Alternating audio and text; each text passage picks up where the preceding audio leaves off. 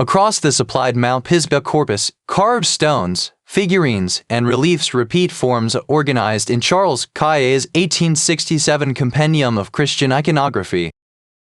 This documentary follows those correspondences in a deliberate order: Matthew, Mark, Luke, and John first, then the strongest human actions and sacred attributes, and finally the wider field of animals, plants, geometric signs, and devotional images.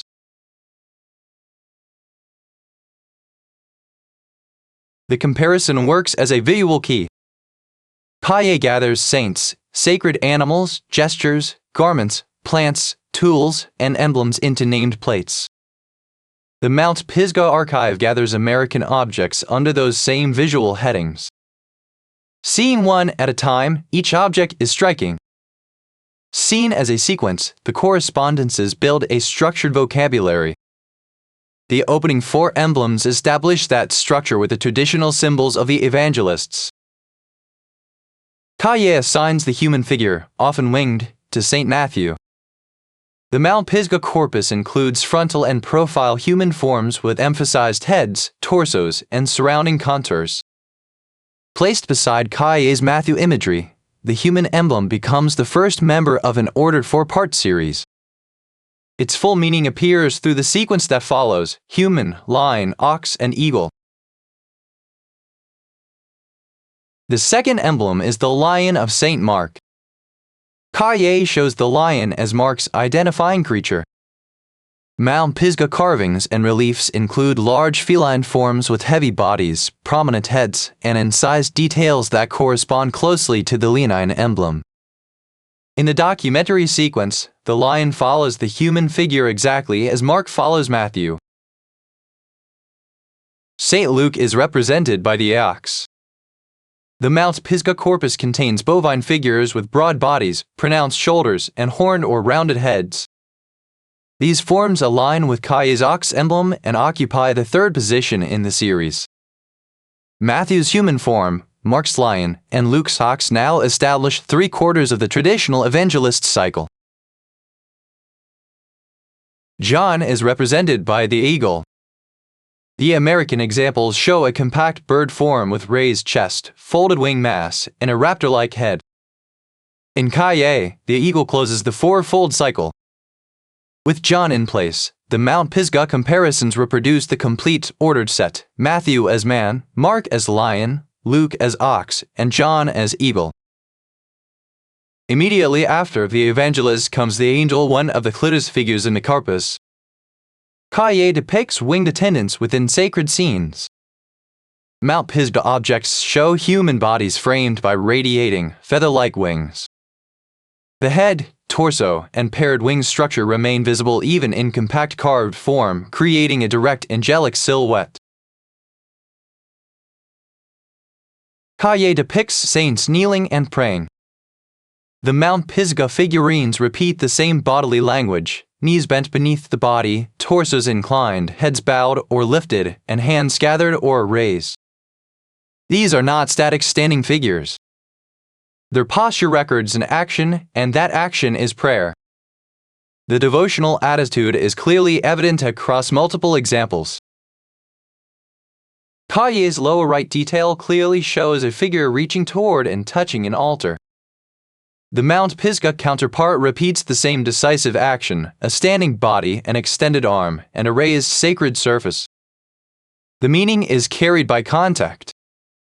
The hand does not merely point toward the structure, it meets it, creating a composed altar-touching scene. Myrrh is one of Christianity's strongest nativity symbols because it is one of the gifts brought by the wise men to Christ at his birth. The Mount Pisgah object presents a branching tree form on one face and a boar on another. Read through the nativity tradition. The tree evokes the source of myrrh, while the boar remains visibly joined to the same composed artifact. Plant, gift, and animal imagery are carried together. Cahier's Lamb of the Resurrection carries the triumphant banner and represents Christ risen. The lambs in the Mount Pisgah corpus repeat the compact body, lowered head, and sacred animal profile. The closest visual reference is not simply a generic sheep. It is the Lamb of the Resurrection, one of the central emblems of Christian victory, sacrifice, and renewed life. Cahier's pages clearly show the staff or rod as a saintly attribute. The Mount Pisgah figure holds a long, straight implement in the same manner, set beside a carved body and animal-like form. The staff is not an incidental line. Its placement, grip, length, and upright emphasis make it a deliberate attribute, matching the Cahier depiction directly. Cahier's reference shows the sacred eye, and the Mount Pisgah relics repeat the same isolated eye form within a bounded field. The pointed almond outline, center pupil, and frontal presentation create a watchful emblem. Removed from an ordinary face and presented on its own, the eye reads as the eye of God, divine sight made visible in material form. Cahier's lower right detail clearly depicts a woman riding side saddle. The Mount Pisgah carving repeats the essential arrangement, a female rider seated to one side, an elongated mount beneath her, and the body turned in profile. The pose is unusually specific. Because the rider is not astride the animal in the ordinary manner, the shared side-seated composition becomes especially distinctive. In the lower right Cahier detail, beneath the standing woman, a frog is clearly shown. The Mount Pisgah corpus contains a frog formed within or upon a dish-like vessel. The crouched body, spread limbs, and low profile repeat the recognizable amphibian form. The Cahier detail supplies the exact visual key for identifying the small figure below the woman. Cahier's lower right figure wears a garment filled with cross-hatched patterning. Mount Pisgah figurines and reliefs use the same intersecting diagonal lines across dresses, robes, and body surfaces. The pattern is organized, repeated, and bounded by the edges of the garment. In this comparison, cross-hatching functions as clothing texture and creates a direct surface-level correspondence. Cahier's cephalophore is a saint carrying his own severed head. The head-carrying action is plainly shown. A Mount Pisgah object repeats that carried head composition, while its spreading lower form also creates a crab-like silhouette. The artifact therefore carries both readings through the same structure, the Christian head-bearer, and the recognizable crab form. The Cahier depiction and the American bannerstone share an elongated, symmetrical body with balanced ends and a narrowed middle. The visual match depends on the complete silhouette rather than one isolated mark. Length taper, bilateral symmetry, and central constriction combine to create one of the clearest object-shape correspondences in the archive. Cahier's palm branch and the Mount Pisgah pine or holly sprays share a pointed, radiating structure. Palm fronds, pine needles, and holly leaves are botanically different, yet in stylized carving their silhouettes converge, a central stem, repeated pointed leaves, and an upward or outward fan. The Cahier palm therefore supplies the visual reference for the American pine branch or holly motif. Among the most recognizable devotional compositions is the woman holding a child. Cahier's image of the Virgin presents Mary with Christ. The Mount Pisgah figures likewise join a larger female form and a smaller childlike figure into one inseparable group.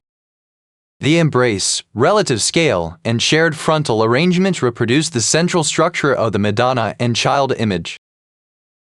The crown is a direct Christian attribute of sanctity, heavenly reward, martyrdom, and sacred royalty in Cahier. The Jasper Allen Steetype bowl bears a crowned figure and is supported in the supplied corpus by early collection documentation. The crown sits above the head as a deliberate sign of rank, transforming the figure from an ordinary person into a sacred or royal presence. Cahier identifies the hand of God as a sacred sign of divine action and blessing. The American objects carry isolated, incised hands with palm fingers and wrists clearly bounded. Detached from a full body, the hand becomes an emblem rather than an ordinary anatomical detail. Its independent placement gives it the same commanding, symbolic role seen in the Christian reference. Serpent imagery is explicit in Cahier and abundant in the Mount Pisgah corpus. The American forms bend, coil, and extend in long incised bodies, often with emphasized heads. Within Christian iconography, the serpent can mark temptation, danger, conquered evil, or a sacred narrative episode. Across the material examples, the repeated body line makes the serpent immediately recognizable. Both 5-pointed and 6-pointed stars appear in the American material. Cahier's star category provides the Christian reference for celestial guidance, holy light, and divine presence. The 5-pointed form is cut as a compact radiating sign. The 6-pointed form extends the same celestial geometry through balanced points. Together they create a consistent family of star emblems. Cahier treats the stag and the tree as recognizable attributes. Mount Pisgah carvings join animal bodies with branching and foliate forms. In the stag and Cahier image, antlers and pointed leaves create a unified woodland emblem. In the tree images, trunks divide into upward branches. The same visual grammar of stem, branch, point, and crown links the animal and plant compositions. Cahier's horse and horseman category finds a clear parallel in riders from the American corpus. The rider is seated above a four-legged mount, with a torso upright and the legs placed along the animal's side. This human and animal composition is more specific than either figure alone. The joined bodies form a complete mounted scene. Cahier's water and river imagery is marked by vessels, flowing forms, and figures associated with water. The American objects include vessel-like carvings and curving channels that repeat the same visual vocabulary. Water joins baptism, purification, life, and sacred landscape. The material form turns an invisible element into a visible sign through container, flow, and river-like line. The wheel and foot are compact but unmistakable symbols. Mount Pisgah's radial object repeats hub, spokes, and circular rim, while the carved feet preserve heel, sole, and toes in deliberate form. In Cahier, such attributes identify movement, pilgrimage, martyrdom, and particular saintly narratives. Their strength lies in economy. Each object communicates through a small number of decisive lines. Cahier distinguishes dog and wolf, and the American corpus preserves both canid types. Some examples have compact bodies and familiar domestic proportions. Others have longer muzzles, heavier shoulders, and a more forceful wolf-like profile. Ears, muzzle, back line, and tail make the comparison immediate, carrying themes of guardianship, loyalty, wilderness, danger, and saintly companionship. Cahier names goose, swan, crane, and stork-like birds. The American examples repeat long necks, curved beaks, folded bodies, and aquatic posture. This group broadens the documentary from John's eagle to a larger avian vocabulary. Each bird remains recognizable through proportion and pose, while the repeated bird forms reinforce the corpus's organized natural symbolism. The ram appears in the American corpus with a compact body, lowered head, and curling or emphasized horn forms. Set beside the nearby lamb sequence, the ram adds strength, sacrifice, leadership, and flock imagery to the visual system. The horned head separates it from the lamb while preserving the same sacred animal family. Cahier's dragon category provides a direct reference for composite creatures. The American tablet presents a law-embodied, fantastic animal with crest, limbs, and curling features that recall both dragon and Cahier-like forms. In Christian iconography, the dragon often appears as an adversary overcome by sanctity. Its elaborate body makes it one of the corpus's most visually charged creatures. Cahier's calendar category organizes time through a marked circular or tabular device. The supplied American calendar stone research places a similarly ordered object within a system of repeated marks. The visual connection is the conversion of time into material form. Sequence, recurrence, and division are carried by the stone itself, making the calendar both an image and an instrument of sacred order. Taken together, these comparisons form a coherent visual sequence: the four evangelists, angels, prayer, altar contact, myrrh, the resurrection lamb, the staff, the sacred eye, the side-saddle rider, the frog, pattern garments, the head-carrying saint, sacred plants, mother and child crowns, hands, animals, stars, water, wheels, and calendars. Cahier's 1867 plates provide the key, and the Mount Pisgah corpus supplies the American material examples. The central conclusion is visual. The same distinctive forms recur, often in the same poses, arrangements, and symbolic relationships. Seen in order, the corpus reads as an organized field of Christian iconography in material form.